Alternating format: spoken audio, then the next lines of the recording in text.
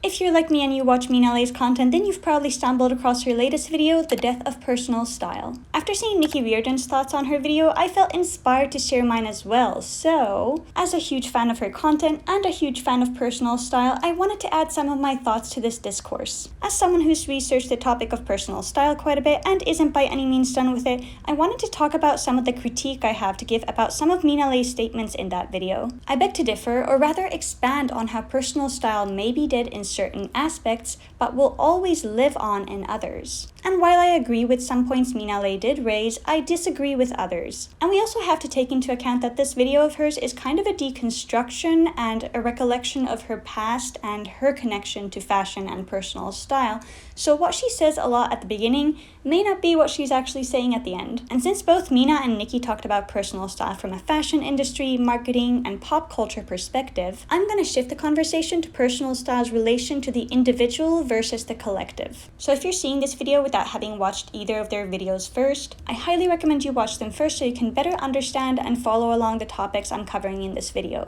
And a quick disclaimer, I'm not a fashion pro, I'm not even a fashion student, and I don't claim to be. I'm simply interested in all things fashion and personal style, so feel free to comment your own thoughts and knowledge on the topic. And if you're new here, hi, my name is Emmy, and I make all sorts of fashion content, so stick around. Okay, let's dive in. The argument.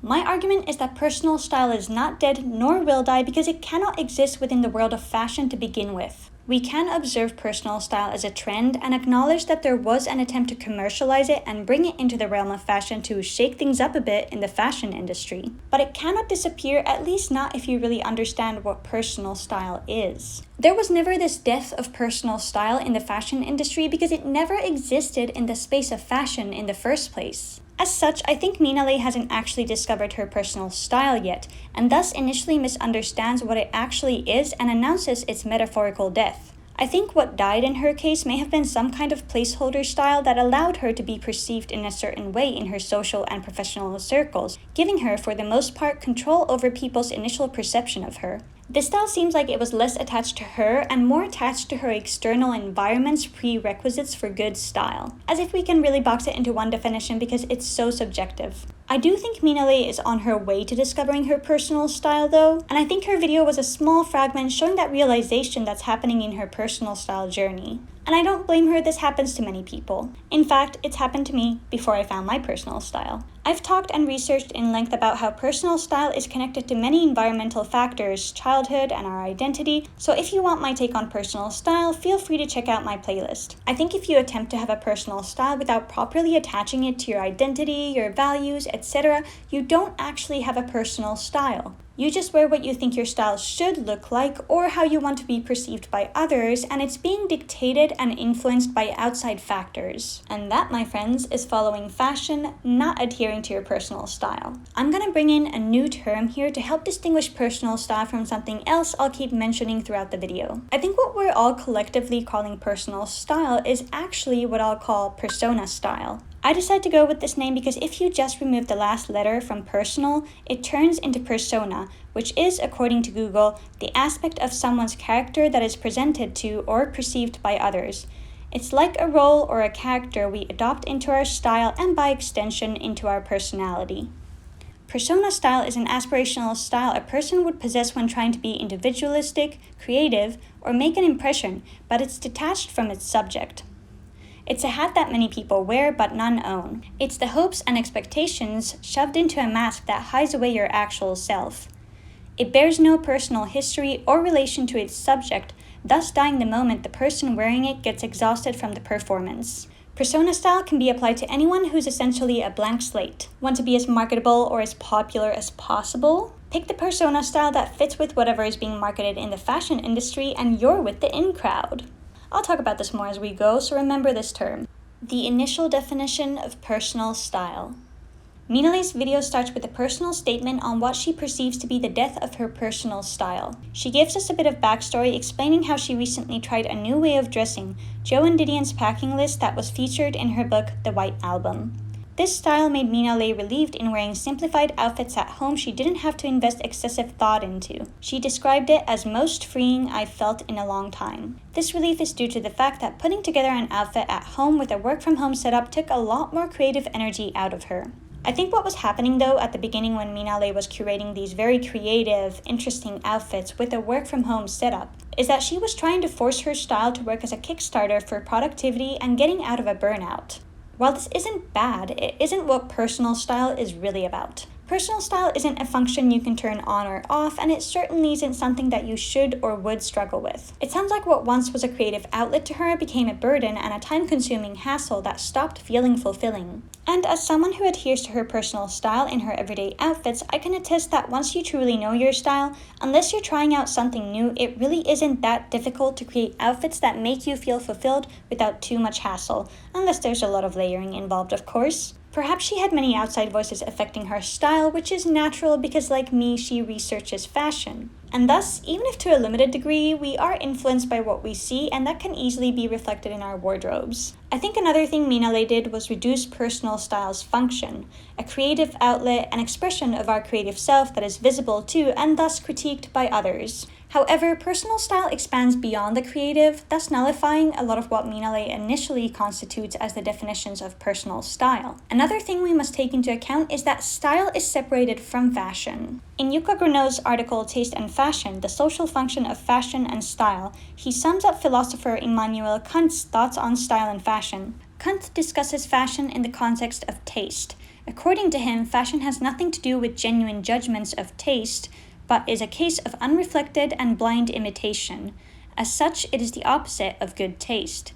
It stems only from human vanity and social competition in which men try to get the better of each other and improve their social standing. It is no myth that following fashion trends does not equate to a good, let alone individualistic sense of style. Fashion is in many ways kind of nonsensical because it, as Kant says, only regulates things that could just as well be otherwise. What's in today is out tomorrow. What's camp tomorrow is cringe a day later. There are no tangible rules for fashion to adhere to, as it is both an artistic expression and a societal event. In its simplest sense, it's like an ocean. There will always be a new wave after this one. What this means is that fashion as a guideline for style is untrustworthy because it is ever-changing. You'll never be right, you'll never have achieved the perfect style, and you'll never have the right body type, not if you follow fashion. Personal style, on the other hand, is an outer layer of your core identity. I've talked about this at length in my other videos, but my theory adheres to the three identities that constitute personal style: the true self, the ideal self, and the creative self. These self-concepts were introduced to me in Justina Vingelite's article Personal Clothing Style and Self-Concept,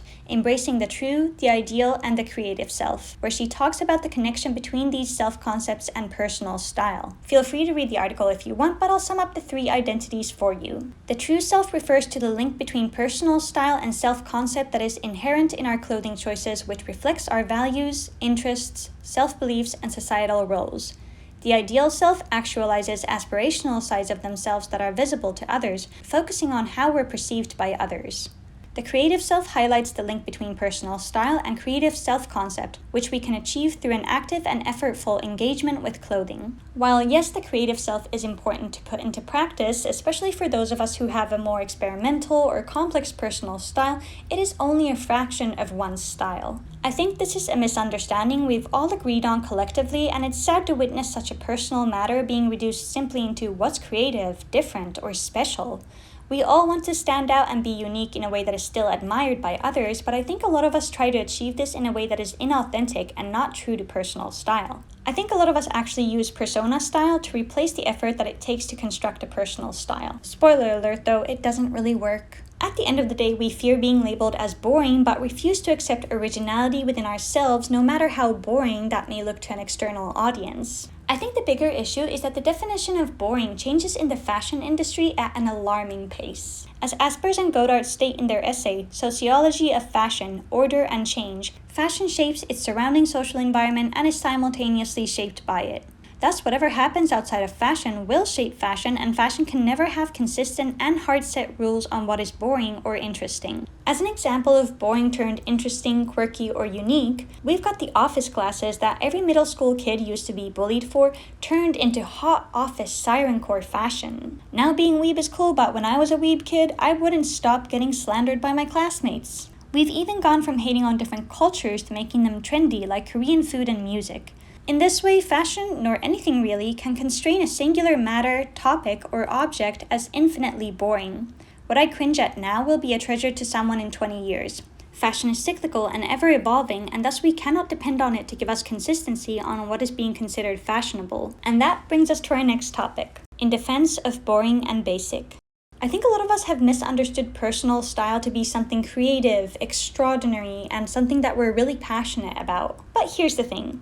Personal style can be as creative or as boring as you want because it's personal. In fact, your personal style may be the very rejection of fashion and style. But because we're subjective, because we've all formed identities, and because we all have opinions, I do believe we all have a personal style. However, a lot of us may have hidden our personal styles or not even found them yet because of all of these societal, environmental, and other factors that have shaped a style for us that fits into our social circles. So I used to have this kind of style when I was younger, and I had to grow out of it, and I really had to grow the confidence to have my personal style, which we'll talk about later. But it is something that I think everybody does initially have as a kind of armor, as a kind of protective mechanism. Because if you can't fit in with society will shun you. Unless you're famous, or you have money, or your uniqueness makes you somehow special and praiseworthy. It can be as little as my priority is to dress comfortably, or I feel good about not having to think about styling my outfits. It can be the choice you make to often delay washing certain clothes because you keep re-wearing them. So perhaps this whole time, Mina has actually been discovering her personal style through the realization that it isn't something fancy or crazy, something purely creative, or something trendy that needs to fit within the parameters of the fashion industry. Perhaps all along it was something that made her comfortable rather than something that expressed her creative side. Or perhaps it's both and she was just neglecting one or the other. Oh, and we having a purr cuddle? If you don't know who Cool is, this is Cool. He has finally awakened. So if you're here for Cool, congrats, you got more cool time in this video. At one point in her video, Mina uses Steve Jobs as an example for enclothed cognition. But I think in a manner of speaking, Steve Jobs also has a sense of personal style. Even with money, why would you change your style that you're completely comfortable and confident in? To change it to something different would be you deviating from what identifies you, and you would perhaps be on the search for a different identity. This is why a lot of people dress very differently from how they actually might prefer to dress, because fashion is at the end of the day also a class divider and a sign of wealth or poverty. A lot of us would rather dress for our persona style than our personal one, because our persona style can give us quick access to certain opportunities, social circles, and privileges that we may otherwise not have any access to. You are so cute, my sweet. You are so cute today. Look at you, all belly. Anastasia Denison talks about the psychology behind clothing purchases in her book Fashion, Media, and Sustainability. Psychological reasons for buying clothes derive from self-esteem and perceptions of social norms. There are customers who compensate for the assumed imperfections of their body shape. Many of us will not necessarily shop for what we want, but for what we think will enhance our appearances in social settings. Denison continues this analysis, pointing to branded clothing serving as a status symbol. People often make buying choices for the enhancement or protection of the self-worth. Consumers look at the symbolic meaning of a product much more than its practical value. If you're wearing expensive materials or brand names head to toe, people are more likely to assume you to be wealthy, which most people envy and admire. Wealth is a huge status symbol, and even if the clothes themselves are attractive, it's the label that matters. Not to me, but to most people. Just saying. Perhaps this universal search out of boring styles is an attempt to cover our identities and also our human flaws. If, as you enter the room, you can wow people instantly, wouldn't you always want to appear that way? Perhaps they'll overlook bad manners or bad sense of humor if you wow them within the first few seconds. But going back to Steve Jobs, the man who wouldn't budge from his style, I think he was able to keep his personal style throughout his career because his career was never centered around fashion nor the need to impress people with external appearances. Computer science circles don't exactly focus on fashion, and what Steve Jobs wore didn't deviate from a typical everyday outfit choice within that circle. So he could be comfortable in the same style because it already fit into the expectations of his role in society, but probably also because he didn't give a crap about fashion and it wasn't his focus when creating first impressions. His intelligence was in the spotlight at all times rather than his outfit. His mind was always being tested, not his fashion choices. Enclothed cognition. Both Mina and Nicky bring in the topic of enclothed cognition, which is the idea that clothing can affect a person's psychological processes, such as increase their performance if they dress according to their task, etc. It is true that wearing something that would be considered as acceptable or even praised in certain social circles brings about a sense of accomplishment or closeness to the ideal self. What you wear affects you psychologically. Surprise, surprise! People tell you to dress for the part you want to have because dressing for the part may help you act the part. It's all in the fake it till you make it, baby. However, once again, this is, as Mina puts it, just another uniform to wear, and I have to agree with this one. Enclothed cognition focuses on the individual's place within its collective space or society, not on them as individuals. Again, this is just a fragment of personal style focusing on the ideal self, which in turn focuses on external factors and the results and information we receive from our external world. While it is important to give access to the ideal self as well, perhaps it turns into you cosplaying a different persona rather than giving yourself a regular confidence boost. The duality of individuality. Of course, Mina or anyone else talking about it isn't wrong about the fact that we seek to simultaneously fit in but not be seen as boring. The easiest way to get by in society is to simply follow the guidelines you're given, and this applies to fashion as well. However, fashion itself thrives on individuality because if no one changes the standard or drives fashion into a new direction, it will turn stagnant and cease to exist. But individualism also seeks the approval of the fashion circles. Grinnell emphasizes this. In setting themselves apart in order to emphasize their individuality and uniqueness, individuals always also expect others to approve of their choice and share their taste. The impetus to set oneself apart as an individual by choosing differently is already given by the fact that once taste has been generally adopted, it becomes impossible to recognize it as one's own and to identify oneself with it. As such, individualism exists within certain limitations in the fashion industry, and it can never fully thrive within it. The in-crowd of fashion won't stay in their hierarchy if some rules and parameters are not set, and thus the system would break if persons with pure personal style would be allowed to thrive without meeting any prerequisites, most notably wealth and popularity. Grinnell poses this well in a question. How can an individual belong to a higher totality without losing his individuality? There is no way for personal style to be both universally accepted and highly individualistic because it is only meant for the individual. Personal style cannot thrive in a communal setting as fashionable or acceptable, and thus when we choose individuality, we choose the limitations that come with it regarding certain social circles. Nonetheless, fashion needs individuals and brands to have their own styles in order to stay alive.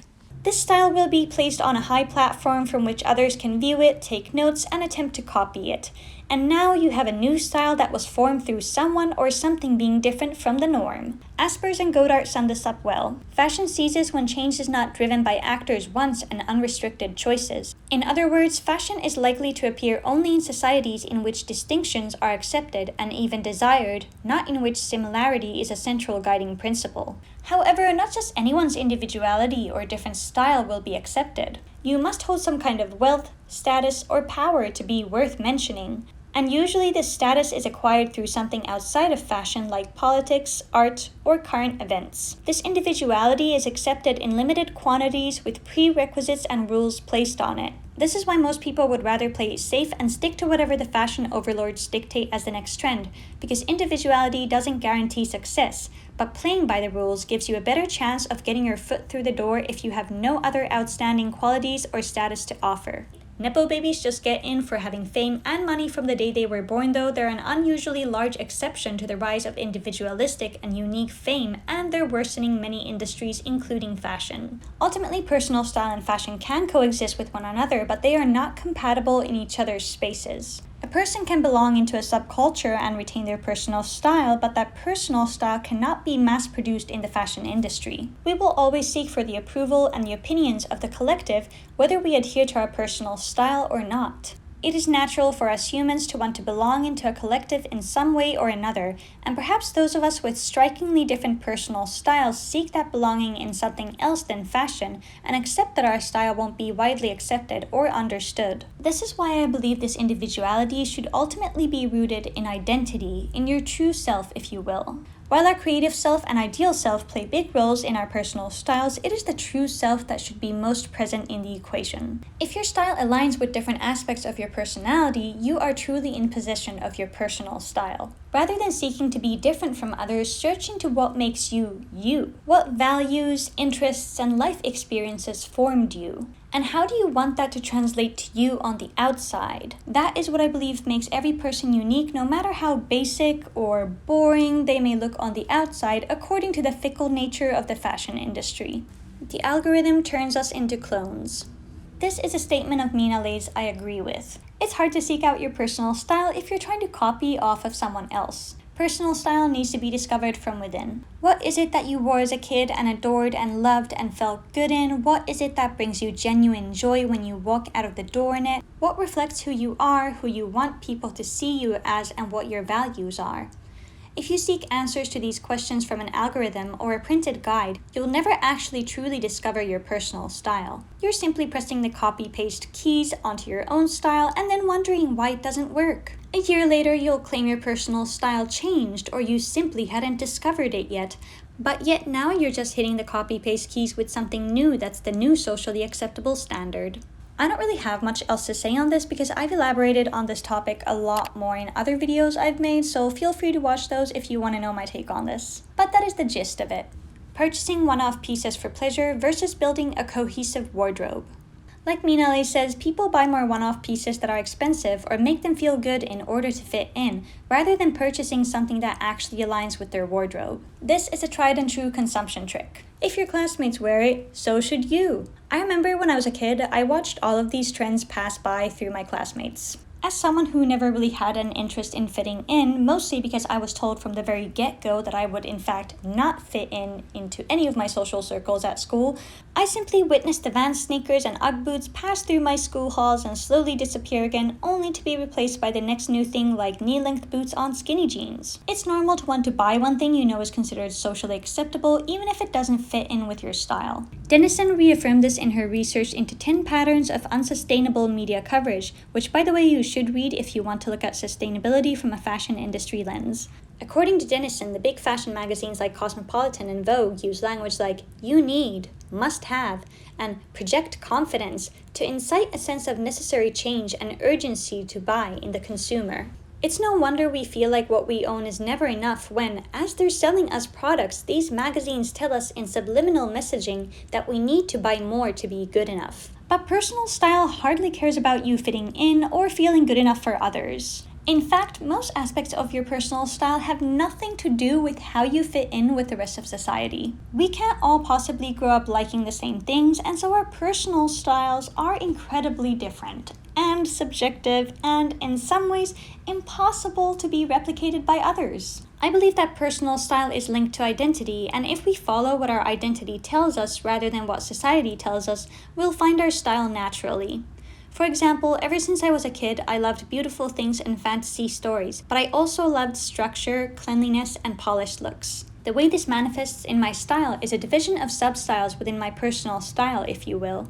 I think a lot of us misunderstand our personal style to be one singular style that we must devote our everything to, but this isn't an aesthetic. Personal style isn't tied to a limited number of dress codes or rules. If you want to dress minimal one day and like a forest fairy the next, that is you adhering to your style. If you love vintage attire but also modern attire, why should you have to choose one if both adhere to your sense of identity? We must admit though that personal style as a concept with a word, a definition, and examples is very new to the world of fashion. In the past, this was perhaps just called a sense of style or person XYZ style. But though famous philosophers like Simmel have spoken about individuality in style and the need for a style that is linked to our identities, we haven't given it a widely known name until recently. Because of this, it is to be expected that something new gains the spotlight in the world of fashion, whether it actually makes sense or not. Ultimately, we are consumers at heart because of the temporary pleasure that it gives us. And those of us who are chronically online and stuck following trends will continue to consume one-off pieces that in no way reflect our personal style or fit within the rest of our wardrobe. You can't have one foot in the world of overconsumption and trends and another in personal style. And this is why making personal style one of these one-off trends isn't working. Because you can't sell any individual pieces that constitute to a personal style. That's just some marketing bullshit I suggest we all avoid. Why we want to look different from others. I think Mina was getting somewhere with the idea that we are trying to differentiate ourselves from people who are like us, people who are potentially collectively lonely, sad, etc. I think a lot of us aspire to shift into a separate and different persona from ourselves. After all, why else would the attempt of manifesting different beauty standards and lifestyles through subliminal and manifestation rituals be so popular? This is where I think a lot of us go wrong, and we disrespect the concept of representing our ideal self by instead using a persona style. We're just trying to put on a mask that doesn't fit on our face in hopes of it changing us from the inside as well. We're serving our very shallow and easily broken ego rather than adhering to any of our actual needs, wants, and values in style. So how is this any different from the ideal self? Well, the ideal self is still a very prominent part of our identity, but it's a beautified and filtered version of it, if you will. It's not a completely separate being or persona that we have no real connection to other than the need for an ego boost or the desire to attain something from society. We don't tend to want to show everyone all of our less attractive qualities, and so we use this safeguard ideal identity as a filter between who we really are and who people perceive us to be. An example of the ideal self in my own style is that I often want to be perceived as kind and approachable because those are the qualities about myself that I like and value, and thus I feel good about showing them to others. Because of this, I often dress in a softer way rather than edgy to create an approachable appearance. But there are days when I want to showcase my confident side and perhaps appear more mysterious, and that's when I embody a very different visual look to me. Neither of these ideals deny any part of my identity, and neither of them lie about who I am or what my values and interests are. They simply showcase different parts of my being. A good and rather horrifying example of a persona style gone wrong is when in the past, I think it was in the early 2000s, some men misunderstood women as a collective to desire bad guys rather than good guys, and then trying to morph themselves into unlikable people to get girls. I actually witnessed this in high school. Guys would go from being talkative and nice to wearing leather jackets and catcalling me. Spoiler alert, it didn't work, not at all. And it wasn't contingent upon whether they were good guys or bad guys. They just weren't my type, at all, whatsoever, in any capacity. Maybe nice guys finish last is just a myth that they came up with to feel better about themselves. So I think Mina was partly right in that we're trying to look different so that we can feel different from those around us. However, this isn't individuality, this is a theater performance. How severely can we detach ourselves from our original, less ideal identity and reattach ourselves to a new persona who we think would receive different treatment? Personally, I've never liked the sense of fakeness or self-hatred. I like to showcase my ideal self, of course, but I also want to stay true to myself. So I've found this way of kind of figuring out how much of this is representing me, but I can still experiment with new things. I try not to go too far out of my comfort zone, just far enough where it feels like a fun experiment. But if it starts to feel like I'm becoming someone else or I'm acting like someone else, not happening. And I've just learned through living life that putting on a mask does nothing good to you. But working on who's behind that mask is actually meaningful. Personal style and sellout behavior. I really like the example of Lynn Yeager being brought into the discussion in Mina's video. Lynn Yeager is known for her distinct look and style and for her career as a fashion journalist. While I can't comment much on her because frankly I don't know much about her, I'm going to use her as a placeholder for the topic. It's true that steering off of trends is less beneficial to an individual, especially if they wish to pursue a career within the fashion or influencer industries. Like Yeager has pointed out, you'll never be good enough for the industry, so you might as well be yourself or emulate someone powerful. While I don't necessarily agree that one's personal style has to be powerful in order to be creditable, it's true that we'll never be enough in the eyes of the fashion industry, and thus we should become accustomed to being ourselves and dressing for ourselves, whatever that looks like for each person. I have personally chosen a similar life and style path to that of Yeager's, respecting my own personal style and trying to keep it detached from marketable trends so as to not become someone who uses their platform to support overconsumption. Of course, this makes me a less desirable candidate for brands that benefit from overconsumption, but I think it's important to stay real and honest. The example I thought of when Mina brought up the example of sellouts was actually Best Dressed, who, after reaching a certain height of popularity, began collaborating almost exclusively with luxury brands. I know it's a touchy topic for most, and I myself loved Best Dressed. But it's hard to turn a blind eye to what she decided to do with that newly received fame that was achieved under the name of sustainability and such. I won't discredit her past efforts nor blame her for reaping the rewards for her hard work, but the way she commercialized herself and her content became very prominent as she grew. Whether or not she has an authentic personal style anymore or had one from the get-go, I'll leave up to you to debate, but either way it's nearly impossible for her to wear anything without it automatically becoming a shopping link due to the fact that most of us formed such a strong parasocial relationship with her that we aspire to be like her stylistically and support her monetarily. And by the way, this also means that she doesn't even have to try to sell us anything. Being herself is what does the trick because of that parasocial relationship she has with her viewers. So to conclude this thought, yes, having a personal style is a sacrifice, because it does often mean separating your style from something that is marketable and profitable. Unless of course your style magically fits within the parameters of most recyclable and relevant trends. The fashion industry encourages sellout behavior by rewarding only those who will sell anything, whether they can vouch for it to be good, sustainable, high quality, etc. or not. Denison sums up the sellout persona well. Instagram influencers are it personalities, celebrities known first and foremost for their persona projected on its social network. These are the people who will sell to you either through the form of creating a fantasy life you begin to envy and want to emulate, or trying to be relatable and part of the crew via user-generated content also known as UGC. The latter is more effective in our modern age where we're tired of rewarding luxury and wealth that is usually linked to not so well-behaved celebrities. We also prefer authenticity and realness rather than some celebrity trying to promote us a product they've probably never touched before in their lives, so we do prefer user-generated content because these people are, well, regular people like us. Except they make a lot of money, of course. With us constantly being sold something, it's no wonder we find it hard to stop in our tracks, look back, and explore our actual personal styles. However, I do think the payoff for personal style is worth it because understanding and developing one's own personal style attributes to one's sense of self. We all hate having an identity crisis, and that applies to our wardrobes too. Personal style through the social lens. I think Mina and Nicky focus a lot on personal style within the lens of the fashion industry and social settings and how the possession of or the lack of personal style affects the way we're treated. Mina continues the conversation through censorship and pressure to conform within the fashion industry, which I found interesting but won't elaborate on as I already covered its link to personal style earlier on.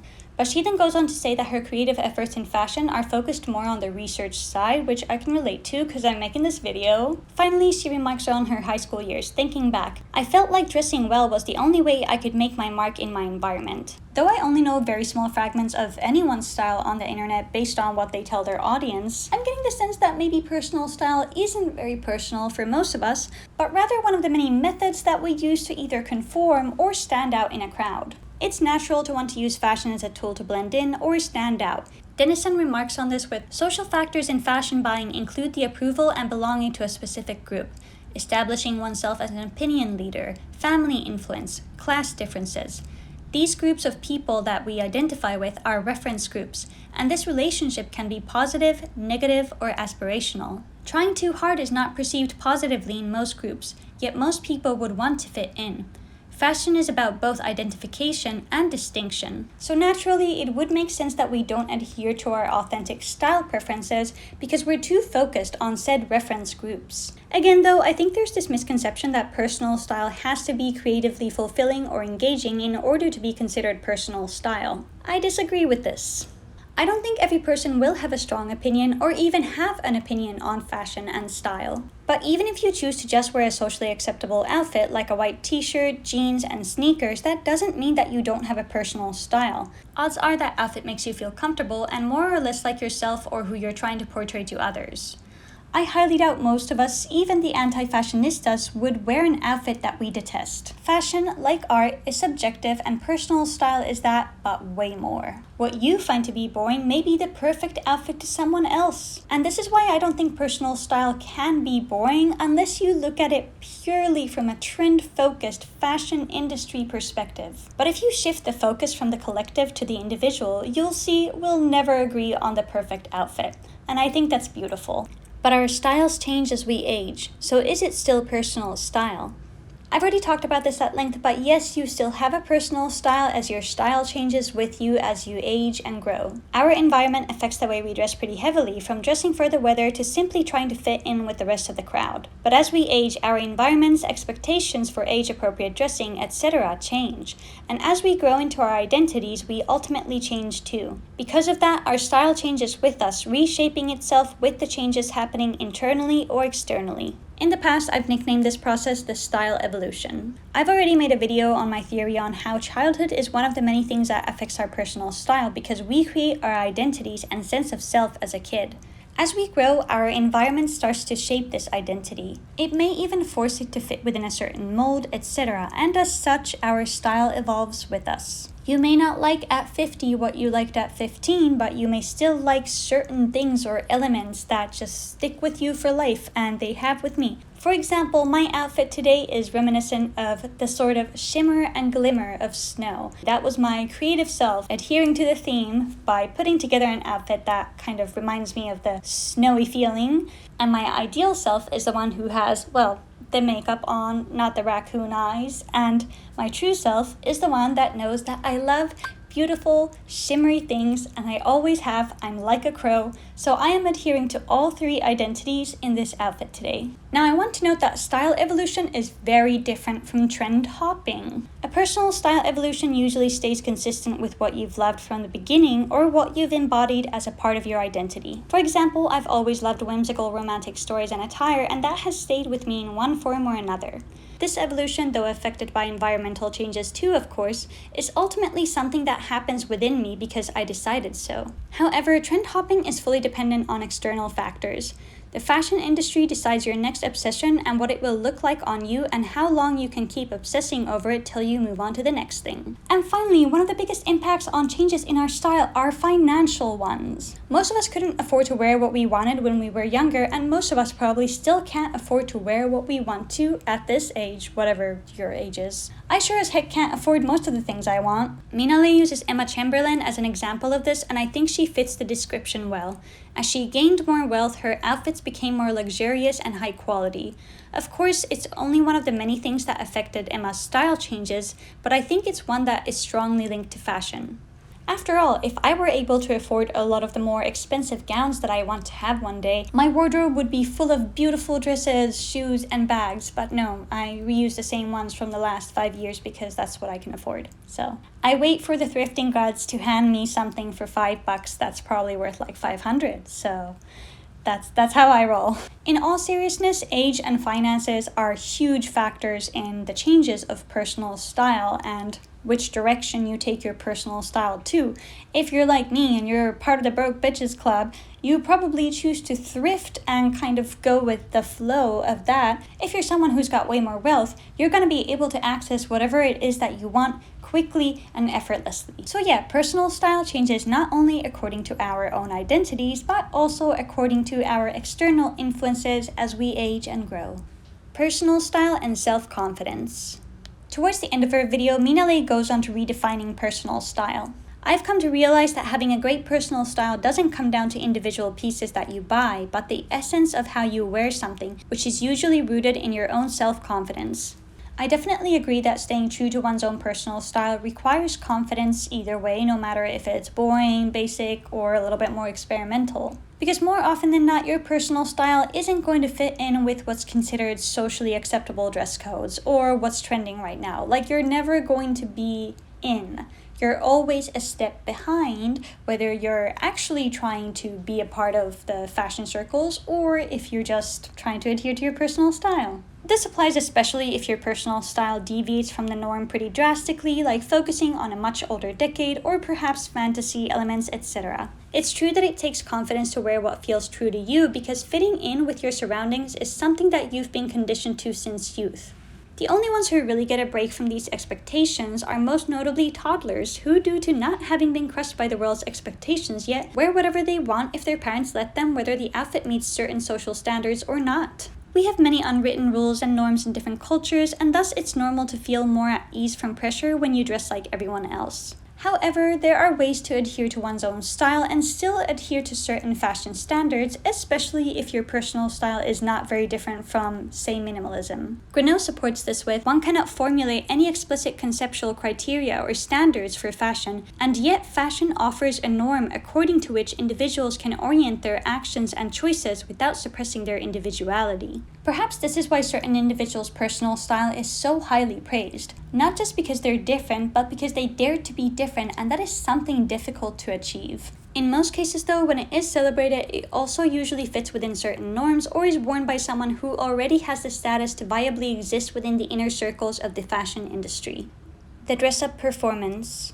Mina goes on to absolutely nailing her understanding of personal style, that it is something rooted in your identity, not something you can achieve by doing something new or different. You can't buy it, you can't cheat the process of getting to know it, you just have to either take the time to get to know and understand yourself, and by extension your style, or you give up and go with the flow of the fashion industry. If you want actual guidance on how to find your personal style, I do have a whole dedicated video for it here.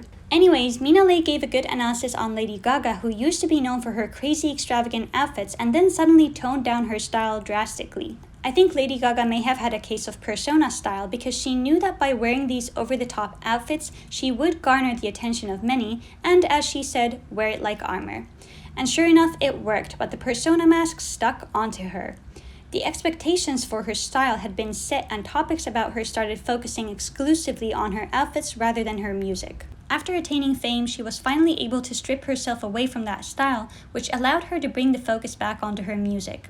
She was able to sell her persona to the audience, and once she reached a comfortable pinnacle of fame, she reinvented herself. We see artists do this all the time, having a consistent persona till they reach a certain point of fame and then suddenly changing something drastic about themselves, thus creating what may have just been their authentic self, or the start of a new persona the collective will latch onto for inspiration and admiration. I think a lot of us use persona style to emulate the confidence and ego of celebrities who usually, whether they intend to or not, become fashion leaders. Because they're already famous, their personality becomes something marketable and attainable.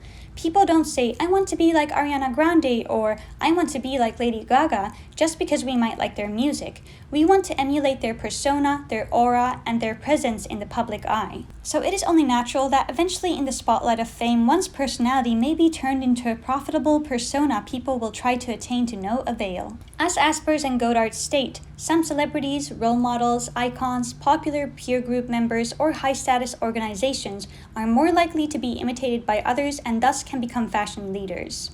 Being a fashion leader may be a central element of a personal identity. This is how a distance is created between the commoner and the ultra-wealthy. If I sell you something that you will always crave but can never actually attain because, the grass is always greener on the other side, then you will always keep me in the spotlight. There will always be a new trend to follow and a new persona to admire. And while one can be monetarily bought, the other cannot. Denison remarks on this pressure to constantly dress to impress. The majority of garments presented on the pages of Vogue, Elle, Marie Claire, Grazia tend to be casual, yet almost 40% is devoted to occasion wear.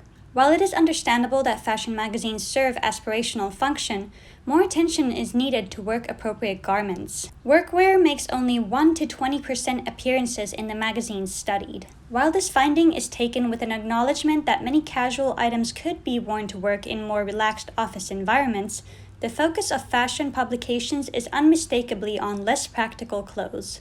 This subtle messaging to dress up to be viewed as more special or important further skews simple and practical styles to be considered as unattractive, or as we like to say, boring. From the looks of it, you can't win in the fashion industry. Either you're a poser, you're broke, you're too much, or you're too little. Not sure how any of us are supposed to find happiness in this system. Why personal style was never meant to align with the fashion industry. I've been talking about personal style for the individual, but let's quickly bring it into the spotlight of fashion. I don't think personal style was ever meant to align with fashion as an industry or as a collective experience. And this is because fashion requires said collective experience. Aspers and Godart phrase this well, saying, for something to be in fashion, it must be adopted by a large number of actors.